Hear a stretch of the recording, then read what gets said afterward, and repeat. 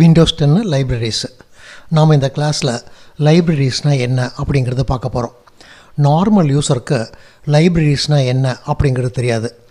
இந்த லைப்ரரிஸை யூஸ் பண்ணுறதுனால உங்களுக்கு நிறைய அட்வான்டேஜ் இருக்குது. நாம் இந்த கிளாஸில் லைப்ரரிஸை எப்படி கான்ஃபிகர் பண்ணுறது, அதில் இருக்கக்கூடிய அட்வான்டேஜ் எல்லாம் எப்படி யூஸ் பண்ணுறது அப்படிங்கிறத பற்றி பார்க்க போகிறோம். நம்ம இந்த கம்ப்யூட்டரில் ப்ரௌசரை ஓப்பன் பண்ணுறோம். ஒரு எக்ஸாம்பிளுக்கு நம்ம google.com ஓப்பன் பண்ணி அதில் ஒர்க் பண்ணிகிட்ருக்கோம். இதே டைமில் நம்ம நோட் பேடை ஓப்பன் பண்ணுறோம். நோட் பேடில் ஃபுல் ஸ்க்ரீனில் நம்ம ஒர்க் பண்ணிகிட்ருக்கோம். இந்த மாதிரி நோட் பேடில் ஃபுல் ஸ்க்ரீனில் ஒர்க் பண்ணும்போது நம்ம ப்ரௌசரில் ஒரு ஃபைலை டவுன்லோடு பண்ணியிருக்கோம் அப்படின்னு வச்சுக்குவோம். நீங்கள் ப்ரௌசரில் என்ன நடக்குது அப்படிங்கிறத பார்க்குறதா இருந்ததுன்னா இங்கேருந்து டாஸ்க் பாரில் இதை கிளிக் பண்ணி பார்க்கணும். அதுக்கப்புறம் நோட் பேடுக்கு வரணும். இதுவே உங்களுக்கு கீபோர்டில் ஒரு விண்டோவிலேருந்து இன்னொரு விண்டோவுக்கு போக முடியும். அப்படி போகிறதா இருந்தால் ஆல்ட் எஸ்கேப்பை நீங்கள் ப்ரெஸ் பண்ணிங்கன்னா உங்களுக்கு ப்ரௌசர் ஓப்பன் ஆகிடும். இன்னொரு தடவை ஆல்ட் எஸ்கேப்பை ப்ரெஸ் பண்ணிங்கன்னா நோட் பேட் ஓப்பன் ஆகிடும். இப்போ நீங்கள் இங்கே டைப் பண்ணிகிட்ருக்கீங்க, ப்ரௌசரை பார்க்கணுன்னா ஆல்ட் எஸ்கேப்பை ப்ரெஸ் பண்ணால் போதும். அதாவது 2-3 விண்டோவை ஃபுல் ஸ்க்ரீனில் நீங்கள் ஓப்பன் பண்ணி ஒர்க் பண்ணுறீங்கன்னா ஒரு விண்டோவிலேருந்து இன்னொரு விண்டோவுக்கு கீபோர்ட்லேயே போக முடியும். அதுக்கு ஆல்ட் எஸ்கேப்பு அப்படிங்கிறத நீங்கள் ப்ரெஸ் பண்ணிக்கணும். இதுவே ஒரு 3 அப்ளிகேஷனை நம்ம ஓப்பன் பண்ணி வச்சுருக்கோம். இப்போ நம்ம ஆல்ட் எஸ்கேப்பை ப்ரெஸ் பண்ணோம்னா இதுக்கு பின்னாடி இருக்கிற விண்டோ ஓப்பன் ஆகும். இன்னொரு தடவை ஆல்ட் எஸ்கேப்பை ப்ரெஸ் பண்ணோம்னா ப்ரௌசர் வரும். இதை மினிமைஸ் பண்ணிக்குவோம். நம்ம ஏற்கனவே பார்த்தோம், ஃபைல் எக்ஸ்ப்ளோரரில் உங்களுக்கு இதுக்கு முன்னாடி ஓப்பன் பண்ண ஃபைல் எல்லாத்தையுமே காட்டும். இதை காட்டக்கூடாதுன்னா நம்ம வியூவில் போய் ஃபோல்டர் ஆப்ஷனில் ஹிஸ்ட்ரியை கிளியர் பண்ண அப்படின்னு சொல்லலாம். ஹிஸ்ட்ரியை கிளியர் பண்ண சொல்கிறோம். இப்போ நமக்கு ஹிஸ்ட்ரி கிளியர் ஆகிருக்கும். நம்ம ஹிஸ்ட்ரியை கிளியர் பண்ணிட்டோம். இந்த ஹிஸ்ட்ரியெல்லாம் உள்ளுக்குள்ளார ஒரு ஃபோல்டரில் ஸ்டோர் பண்ணி வச்சுருக்கோம். எந்த இடத்துல ஸ்டோர் பண்ணி வச்சுருக்கோம் அப்படிங்கிறத நீங்கள் பார்க்கணுன்னு நினச்சிங்கன்னா இந்த இடத்துல ஷெல்லு காலன் ரீசெண்ட்டு அப்படின்னு டைப் பண்ணிவிட்டு என்ட்ரி கீயை ப்ரெஸ் பண்ணிங்கன்னா உங்களுடைய யூசர் அக்கௌண்ட்டில், அதாவது பாண்டிங்கிற ஃபோல்டருக்குள்ளார ரீசெண்ட் ஐட்டம் அப்படிங்கிற ஃபோல்டருக்குள்ளார தான் நீங்கள் இதுக்கு முன்னாடி என்னென்ன ஃபைலெல்லாம் ஓப்பன் பண்ணியிருக்கீங்க, என்னென்ன ஃபோல்டர்லாம் ஓப்பன் பண்ணியிருக்கீங்க அப்படிங்கிற இன்ஃபர்மேஷனை ஸ்டோர் பண்ணோம். இதை மினிமைஸ் பண்ணிக்குவோம். இதுக்கு முன்னாடி நீங்கள் கீபோர்டை யூஸ் பண்ணி மெனுவெல்லாம் ஓப்பன் பண்ணுவீங்க. ஒரு உதாரணத்துக்கு ஃபைல் மெனுவை ஓப்பன் பண்ணுறதா இருந்ததுன்னா ஆல்ட் எஃப் கீயை ப்ரெஸ் பண்ணுவீங்க. இப்பயும் நீங்கள் கீபோர்டை யூஸ் பண்ணலாம். ஆனால் கீபோர்டு யூஸ் பண்ணும்போது சில வித்தியாசம் இருக்குது. ஒரு எக்ஸாம்பிளுக்கு கீபோர்டை நீங்கள் யூஸ் பண்ணணும்னா முதல்ல ஆல்ட் கீயை ப்ரெஸ் பண்ணிவிட்டு கீயை ரிலீஸ் பண்ணிடணும். இப்போ கம்ப்யூட்டரை ஓப்பன் பண்ணோம்னா நீங்கள் சியை ப்ரெஸ் பண்ணலாம், உங்களுக்கு கம்ப்யூட்டர் மெனு ஓப்பன் ஆகும். ஆல்ட் கீயை ப்ரெஸ் பண்ணிவிட்டு ரிலீஸ் பண்ணிடணும். அதுக்கப்புறம் எஃப்பை ப்ரெஸ் பண்ணிங்கன்னா உங்களுக்கு ஃபைல் ஓப்பன் ஆகும். அப்படி இல்லைன்னா வியை ப்ரெஸ் பண்ணிங்கன்னா உங்களுக்கு வியூ ஓப்பன் ஆகும். வியூ ஓப்பன் ஆனதும் இந்த ஒவ்வொரு டூல்ஸையும் ஓப்பன் பண்ணுறதுக்கு கீ என்ன அப்படிங்கிற இன்ஃபர்மேஷன் இருக்குது. இதில் நீங்கள் அந்த கீயை யூஸ் பண்ணிக்கலாம். இந்த இடத்துல பார்த்தீங்கன்னா ஹெச்டின்னு இருக்குது. ஹெச்டியை நீங்கள் டைப் பண்ணணும். சில இடங்களில் பார்த்தீங்கன்னா ஒரே ஒரு கேரக்டர் இருக்கும். அந்த கேரக்டரை டைப் பண்ணியும் நீங்கள் கீபோர்ட்லேயே இங்கே இருக்கக்கூடிய மெனு எல்லாமே அக்சஸ் பண்ண முடியும். நம்ம 2-3 விண்டோவை ஓப்பன் பண்ணி வச்சுருக்கோம். இந்த விண்டோவெல்லாம் க்ளோஸ் பண்ணுறதா இருந்ததுன்னா நீங்கள் ஆல்ட் F4 ப்ரெஸ் பண்ணிங்கன்னா உங்களுக்கு க்ளோஸ் ஆகும். இன்னொரு தடவை ஆல்ட் F4 ப்ரெஸ் பண்ணிங்கன்னா அடுத்த விண்டோ க்ளோஸ் ஆகும். இன்னொரு தடவை ஆல்ட் F4 ப்ரெஸ் பண்ணிங்கன்னா உங்கள் கம்ப்யூட்டரில் இனிமேல் க்ளோஸ் பண்ணுறதுக்கு எந்த விண்டோவும் கிடையாது. அதனால் நான் கம்ப்யூட்டரை ஷட் டவுன் பண்ணட்டா அப்படின்னு கேட்கும். ஆல்ட் F4 ப்ரெஸ் பண்ணிங்கன்னா ஓப்பனில் இருக்கக்கூடிய ஒவ்வொரு விண்டோவும் க்ளோஸ் ஆகும். டெஸ்க்டாப்பில் எந்த அப்ளிகேஷனும் ஓப்பனில் இல்லைன்னா நீங்கள் ஆல்ட் F4 ப்ரெஸ் பண்ணிங்கன்னா உங்களுக்கு ஷட் டவுன் பாக்ஸ் ஓப்பன் ஆகிடும். நாம் இனிமேல் லைப்ரரினா என்ன அப்படிங்கிறத பார்ப்போம். ஃபைல் எக்ஸ்ப்ளோரரை ஓப்பன் பண்ணுறோம். இந்த இடத்துல வியூவை கிளிக் பண்ணிங்கன்னா நேவிகேஷன் பேனில் ஷோ லைப்ரரிஸு அப்படிங்கிற ஆப்ஷன் இருக்கும். டிஃபால்ட்டாக இந்த லைப்ரரிஸை ஆஃப் பண்ணி வச்சுருப்பாங்க. காரணம், யூஸருக்கு இந்த லைப்ரரிஸ்னால் என்ன அப்படிங்கிறது தெரியாது. அதனால இதை ஆஃப் பண்ணி வச்சுருப்பாங்க. இப்போ ஷோ லைப்ரரிஸை நம்ம கிளிக் பண்ணுறோம். நமக்கு இந்த இடத்துல லைப்ரரிஸ் வந்திருக்குது. இந்த லைப்ரரியை ஓப்பன் பண்ணுறோம்.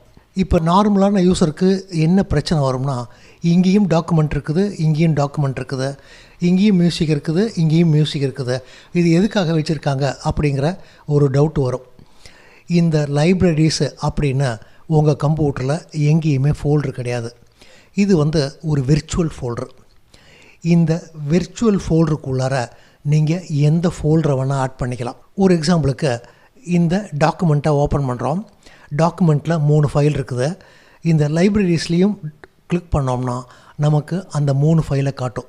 அதாவது இந்த டாக்குமெண்ட்டில் என்னெல்லாம் ஃபைல் இருக்குதோ அந்த இன்ஃபர்மேஷனை தான் லைப்ரரிஸில் உங்களுக்கு காட்டுது. இந்த லைப்ரரிஸை எதுக்காக யூஸ் பண்ணுறோம் அப்படிங்கிறத முதல்ல தெரிஞ்சுக்கிட்டோம்னா இதில் என்னெல்லாம் யூசேஜ் இருக்குது அப்படிங்கிறத பார்க்க முடியும். நம்ம இந்த லைப்ரரி யூஸ் பண்ணுறதுனால முதல்ல என்னெல்லாம் அட்வான்டேஜ் இருக்குது அப்படிங்கிறத பார்ப்போம். நாம் இந்த இடத்துல லைப்ரரிஸை காட்டு அப்படின்னு சொல்லியிருக்கோம். இங்கே நமக்கு லைப்ரரிஸை காட்டுது. டி ட்ரைவில் இப்போ க்ரியேட் பண்ணக்கூடிய வீடியோவெல்லாம் நாங்கள் ஸ்டோர் பண்ணி வச்சுருக்கோம். இந்த மலையாளத்தை கிளிக் பண்ணோம்னா இந்த 22வது வீடியோவுக்கு நம்ம நேம் தரணும். அப்படி நேம் தரணும்னா இங்கே தமிழில் போய் இங்கே 22வது வீடியோவுடைய நேமை காப்பி பண்ணிவிட்டு திரும்பி மலையாளத்தில் வந்து இந்த 22வது வீடியோவுடைய நேமை நம்ம ரீநேம் பண்ணணும். நமக்கு எந்த மாதிரி வேணும்னா இந்த 3 ஃபோல்டருக்குள்ளாரையும் தனித்தனியாக இன்ஃபர்மேஷன் ஸ்டோர் பண்ணி வச்சுருக்கோம். இந்த 3 ஃபோல்டரையும் ஒரே இடத்துல ஓப்பன் பண்ணி பார்க்குற மாதிரி வேணும். அந்த மாதிரி இருந்ததுன்னா நமக்கு ஈஸியாக வேலை செய்ய முடியும். அப்படி செய்கிறதுனா நம்ம லைப்ரரியை யூஸ் பண்ணி தான் செய்ய முடியும். இப்போ லைப்ரரிக்கு போகிறோம். இந்த லைப்ரரியில் வீடியோவை ரைட் கிளிக் பண்ணிவிட்டு ப்ராப்பர்ட்டிஸை செலக்ட் பண்ணுறோம். செலக்ட் பண்ணோம்னா இந்த லைப்ரரிக்குள்ளார என்னெல்லாம் ஃபோல்டர் ஆட் பண்ணணும் அப்படின்னு கேட்கும்.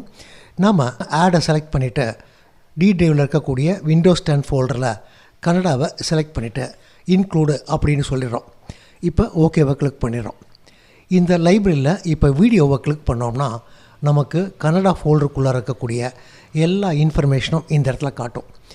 இந்த இடத்துலையே நம்ம தமிழ் மலையாளம் ரெண்டையுமே ஆட் பண்ணிட்டோம்னா நமக்கு ஒரே இடத்துல எல்லா விண்டோவும் ஓப்பன் பண்ணி காட்டும். நீங்கள் ஃபோல்டரில் போயும் அந்த ஃபோல்டரை லைப்ரரியில் ஆட் பண்ணு அப்படின்னு சொல்லலாம்.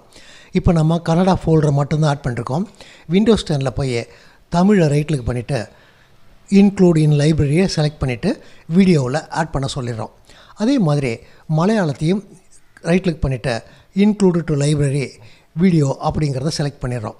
இப்போ இந்த வீடியோவை கிளிக் பண்ணோம்னா நமக்கு ஒரே இடத்துல கன்னடா ஃபோல்டரும் ஓப்பன் ஆகும், தமிழ் ஃபோல்டரும் ஓப்பன் ஆகிருக்கும், மலையாளம் ஃபோல்டரும் ஓப்பன் ஆகிருக்கும்.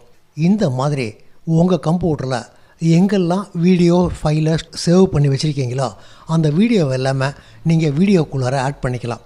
இந்த வீடியோ அப்படிங்கிறது ஒரு இடம் கிடையாது, இது வெர்ச்சுவல் டைரக்டரி. வெர்ச்சுவல் டைரக்டரினா உண்மையிலே இந்த மாதிரி டைரக்டரி கிடையாது.